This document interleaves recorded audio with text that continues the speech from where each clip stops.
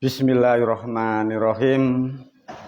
Asyhadu an la ilaha illallah wa asyhadu anna Muhammadan abduhu wa rasuluh.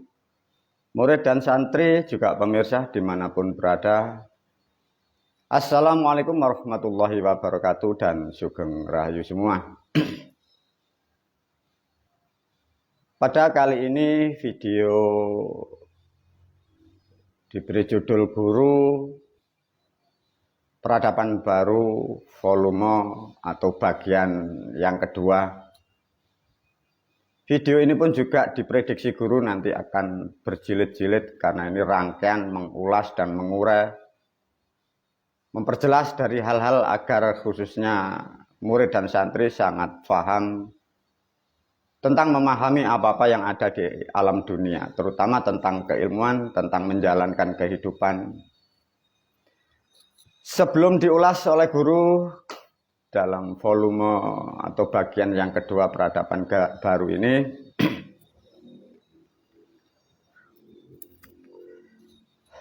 ada yang disampaikan oleh guru yang paling awal satu, karena ini menyebut atau dengan judul suatu bahasa atau yang disebut peradaban.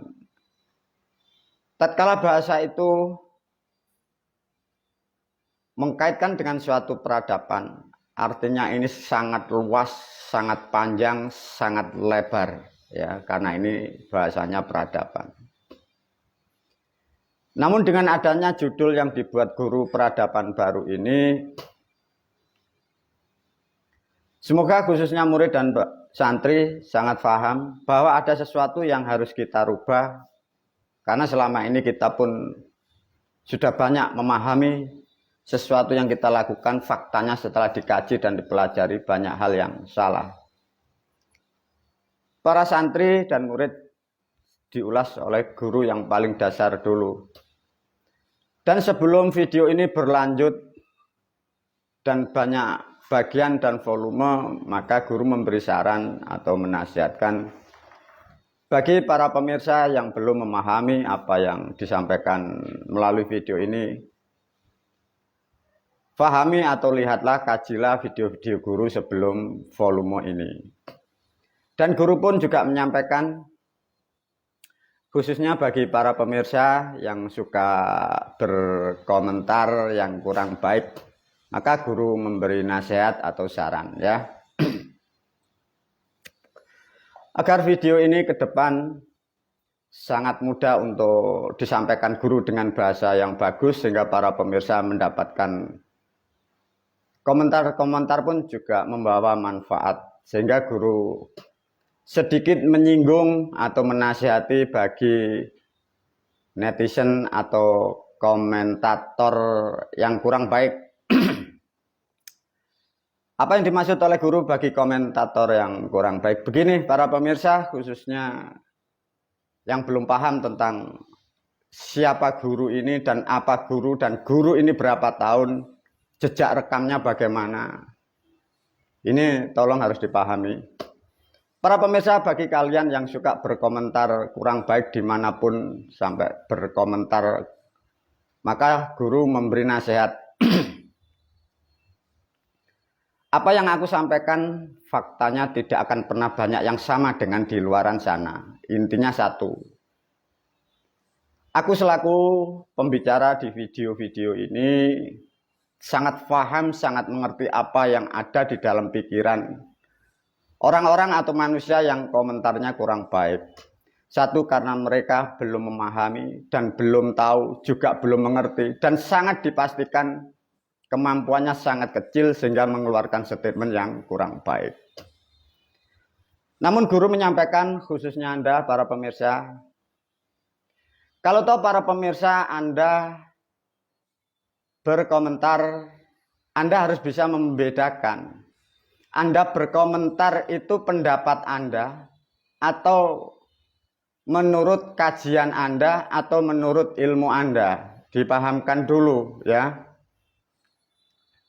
Kalau Anda mampu menciptakan suatu ilmu yang tidak akan pernah ada yang sama dengan yang lain, baru nanti bisa dibuat studi banding dari apa yang aku ajarkan. Kalau toh Anda sudah pernah observasi baru juga bisa disandingkan dengan ajaranku. Namun melalui video ini khususnya bagi pemirsa yang di luar sana yang belum paham dengan video guru. Kalau tahu Anda hanya komentar menurut atau Anda berpendapat, saya nasihatkan, anak kecil itu pun juga punya pendapat. Orang tidak pendidikan itu punya pendapat. Jadi artinya kalau Anda tidak punya apa-apa dan tidak punya pengalaman dan kemampuan, didengarkan yang baik, artinya begitu. Satu contoh, banyak di YouTube dimanapun di dunia medsos, banyak manusia memberi pendidikan, tapi banyak juga manusia yang mengeluarkan komentar. Melalui video ini para pemirsa, murid dan santri diberi pemahaman tentang komentator yang kurang baik. Satu, tentang video guru, tatkala siapapun Anda berkomentar, satu, siapkan ilmu Anda ya. Yang dimaksud ilmu Anda adalah kajian Anda. Satu, tatkala kajian Anda sudah menjadikan fakta dan dikonsumsi publik menjadikan fakta, itu baru bisa bersanding dengan ilmuku. Dan saya menasihati para pemirsa, kalau Anda hanya copy paste, paham maksudnya? Kalau Anda hanya copy paste, ngambil dari video orang lain, Anda membaca kitab yang ada. Lantas prinsip-prinsip itu kok buat menyangkal, membantah video guru, ajaranku.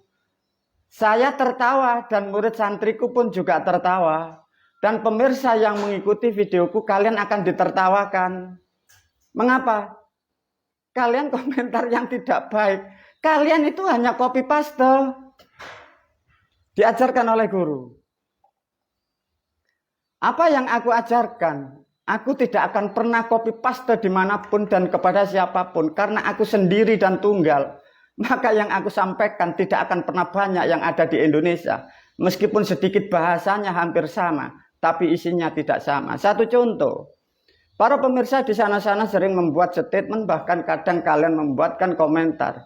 Aku bisa memastikan apa yang ada di dalam otak komentator, kalian copy paste. Satu, kalau tidak dari kitab, ya katanya orang. Lantas apa manfaatnya? Anda itu copy paste katanya dari si fulan. Coba.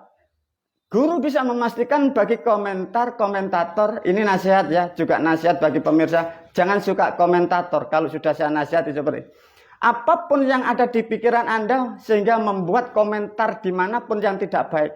Di dalam pikiran Anda, guru bisa memastikan rata-rata hanya copy paste, paling qala Allah Ta'ala fi kitabihil karim, qala Rasulullah sallallahu rawahul Bukhari, kan begitu. Loh, apa artinya? Itu tulisan orang-orang terdahulu, kalian tidak tahu yang menulis. Lantas itu kok buat menyangkal orang lain. Itu kan kebodohan untuk Anda sendiri bagi komentator. Apa para pemirsa intinya dari sedikit ulasan dari video ini? Artinya para pemirsa, khususnya murid dan santri yang mengikuti videoku, para pemirsa paham bahwa manusia yang komentar-komentar di sana semua hanya suka copy paste.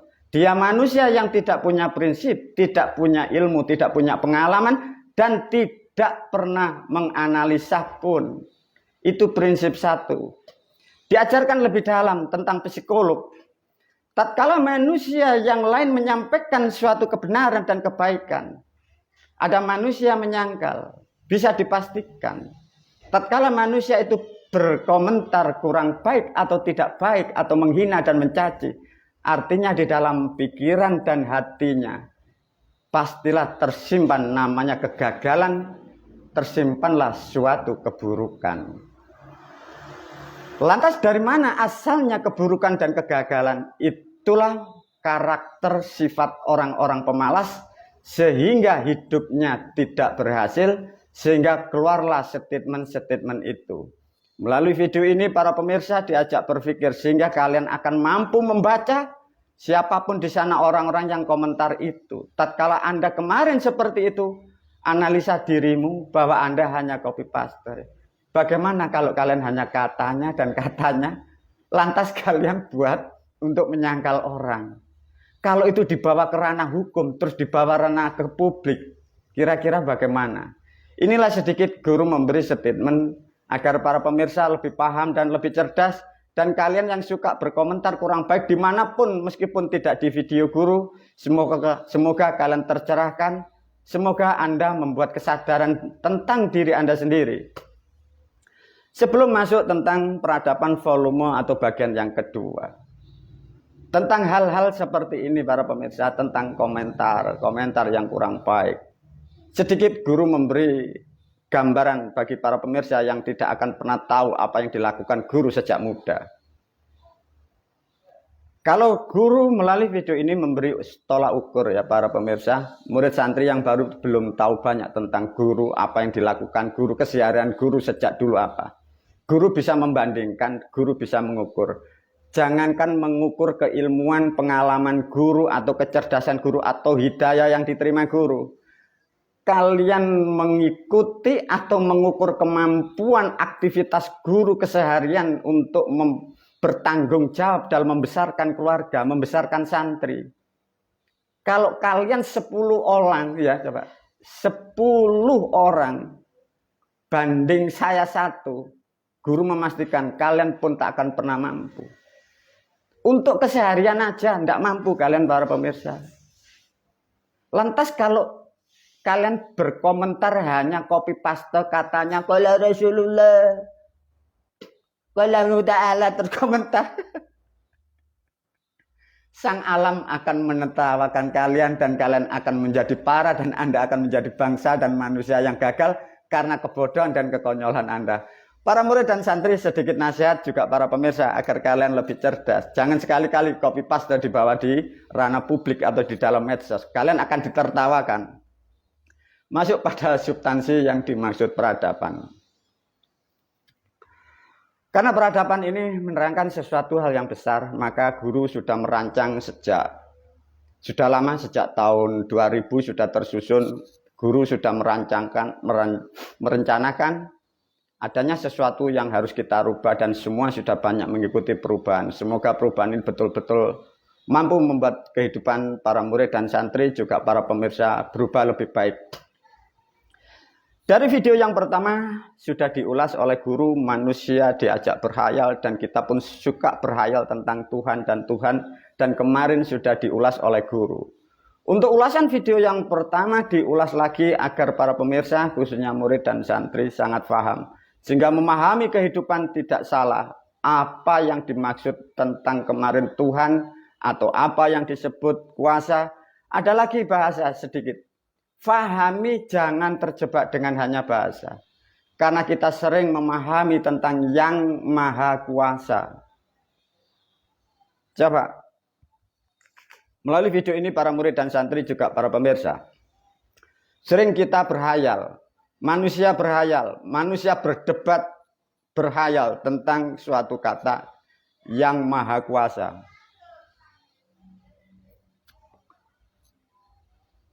Tolong jelaskan pertanyaan ini menurut Anda masing-masing sesuai kemampuan Anda. Para pemirsa, bila Anda ditanya atau saya tanya, yang Anda maksud Tuhan yang maha kuasa itu bagaimana?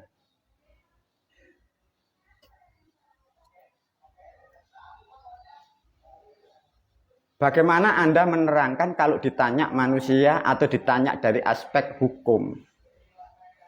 Tuhan yang Anda maksud atau bahasa yang sering kita pakai Tuhan yang maha kuasa.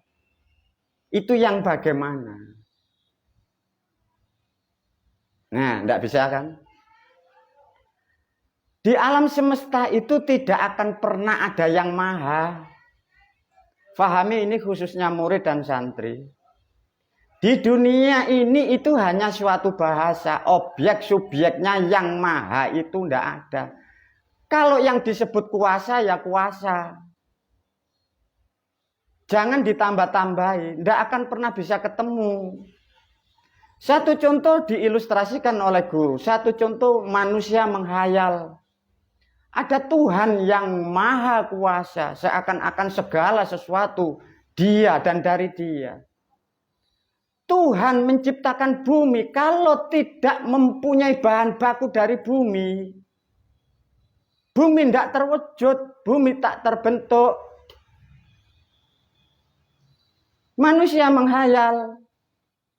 Tuhan membuat manusia saja masa lampau.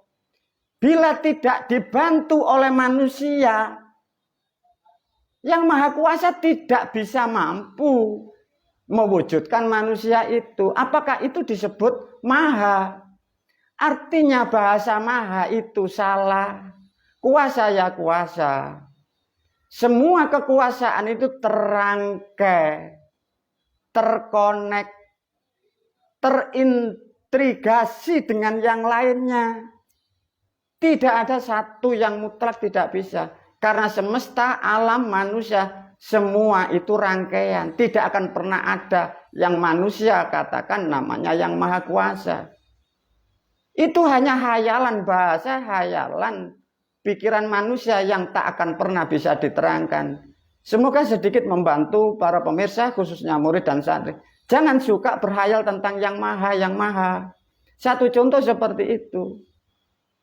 Membuat apapun, itu kalau tidak punya bakunya, itu tidak bisa.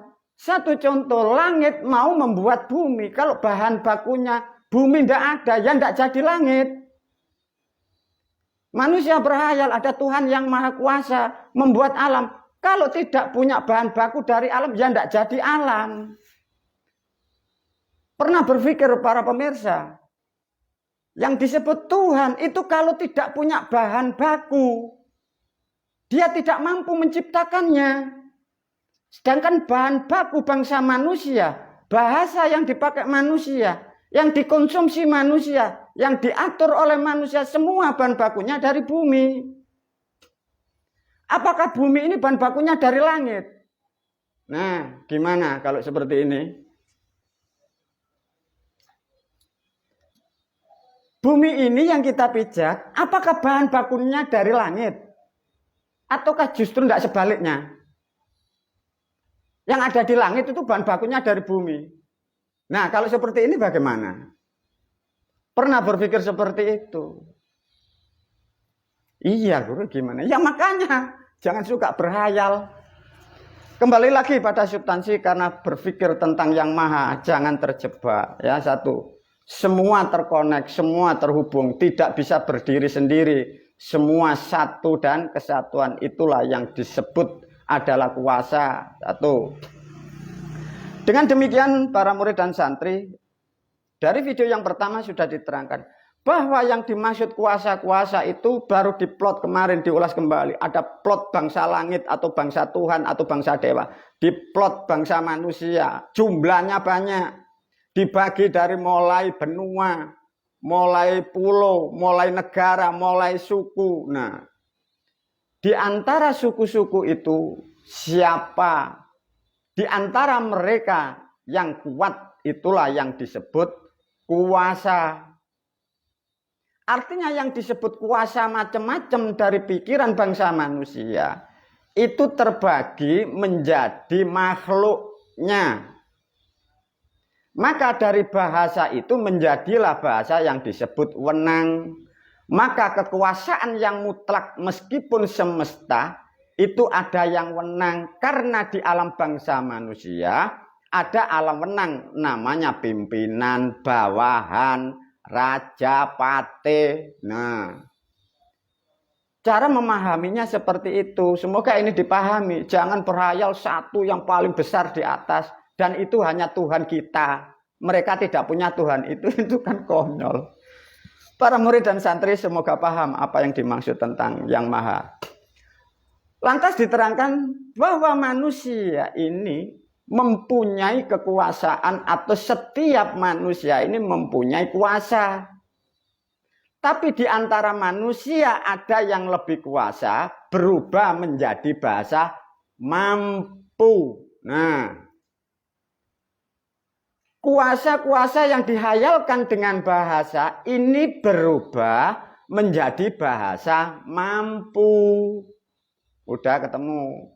itu hanya polse bahasa yang kurang pas sehingga menjadikan rancu, perdebatan, permusuhan, pertikaian, saling menghujat, salah dan kaprah. Maka dari kemampuan itulah siapa yang kemampuannya besar, mampu mengatur, mampu mengendalikan, dan dialah menjadi panutan bagi bangsa manusia. Kembali lagi buktinya bahwa manusia itu kuasa. Apa sih? Lihatlah para pemirsa. Bangsa manusia sekecil apapun, sebodoh apapun, semiskin apapun bangsa manusia, tidak pernah sekolah, tidak berilmu. Faktanya setiap individu manusia, dia mampu atau kuasa merusak dirinya, merusak tubuhnya. Bahkan dari makhluk yang bodoh, mampu merusak orang lain, mampu merusak sistem lain, mampu mempengaruhi kerusakan di sana-sana. Itulah yang disebut kuasa. Jangan berhayal di langit sana. Coba bayangkan para pemirsa. Manusia tanpa sekolah, tidak berpendidikan. Di dalam pribadi manusia, semiskin apapun, sesusah apapun, berkuasa, mampu merusak dirinya. Bahkan manusia itu mampu membunuh dirinya. Itulah yang dimaksud kuasa-kuasa itu. Di antara kuasa-kuasa dibagi oleh bangsa manusia, tatkala kekuasaan yang ada di dalam tubuh atau kekuatan manusia, kekuasaan yang digunakan untuk membangun dunia, untuk membangun peradaban, itulah kekuasaan yang mutlak, itulah kekuasaan yang dimaksud, kekuasaan atas nama kebenaran, kekuasaan yang dinaungi semesta. Sama mempunyai kekuasaannya. Cuman dari yang satu kekuasaan yang besar mempengaruhi orang banyak, membuat peradaban kehidupan lebih baik, membuat menciptakan kehidupan yang lebih bahagia. Kehidupan yang kecil, kekuasaan yang kecil, tapi faktanya pun mampu dan kuasa membuat kerusakan. Itulah yang dimaksud kuasa. Tatkala para pemirsa dan santri sudah paham, semoga kalian tidak berhalu dan berhayal tentang Yang Maha Kuasa. Tatkala manusia kita sudah sadar, mengapa kita kok bisa kuasa? Maka baru di situ Anda harus memahami bahwa apa yang ada di dalam tubuh manusia, kita tidak akan pernah sendiri. Maka di dalam tubuh dan pribadi manusia, keputusan yang diambil manusia, kekuatan, itu terkonek dari 5 elemen itu. Dibantu dengan yang lain, maka ada pemahaman, ada sedulur papat, ada sedulur limo pancer, ada elemen. Maka artinya kekuasaan apapun bangsa manusia dan semesta itu terkonek, tidak seperti yang Anda hayalkan. Semoga apa yang disampaikan guru, para murid dan santri jangan suka berdebat lagi kalau sudah seperti ini. Sehingga ilusi-ilusi, halu-halu yang berhayal di langit, yang di sana-sana, sudah tinggalkan hal-hal itu. Lantas bagaimana untuk merubah yang tepat? Tatkala para pemirsa sudah paham seperti itu, semoga sadari bahwa setiap manusia, sebodoh apapun kita, meskipun tidak bersekolah, faktanya kita mempunyai kekuatan individu masing-masing. Gunakan kekuatan yang ada di dalam pikiranmu dan tubuhmu. Kuatkan satu, kuatkan jadi manusia yang baik dalam keadaan apapun. Kuatlah jadi manusia yang baik. Kuatkan dirimu, merubah dirimu akan lebih baik. Pandai-pandailah melihat dan mendengar. Jadilah pendengar yang baik. Sehingga dengan perlahan kalian akan jadi makhluk yang lebih baik daripada yang kemarin. Tatkala Anda mampu merubah kehidupanmu dengan perlahan, hukum alam sudah memastikan hari besok dan lusa kehidupanmu lebih baik. Itulah kedamaian dan keberkahan yang dicapai oleh bangsa manusia sesuai kodrat dan kastanya masing-masing. Wabillahi taufiq wal hidayah wa ridho wal inayah. Assalamualaikum warahmatullahi wabarakatuh.